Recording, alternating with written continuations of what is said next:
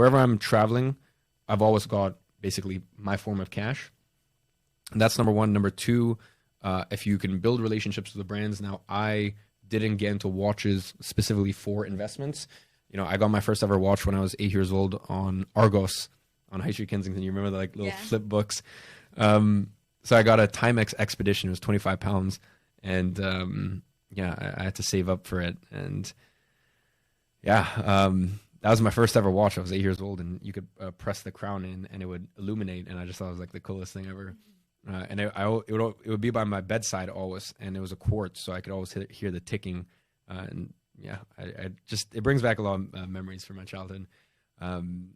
So, you know, once I started making money in 2018, one of the first things, or like proper money where I felt like, okay, this isn't just a fluke, I bought a watch. You know, I bought a watch, and then I started buying watches for my friends.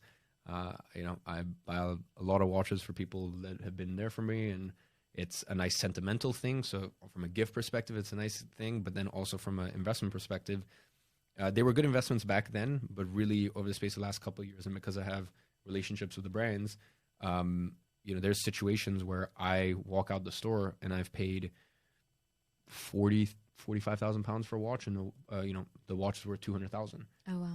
And that's just because of allocations, right? So it's a great you know, hobby if you can build relationships with the brands. And you know, first of all, it's, you know, it's, the only thing is you got to make sure you don't sell the watches, because if they find out, then they blacklist you, and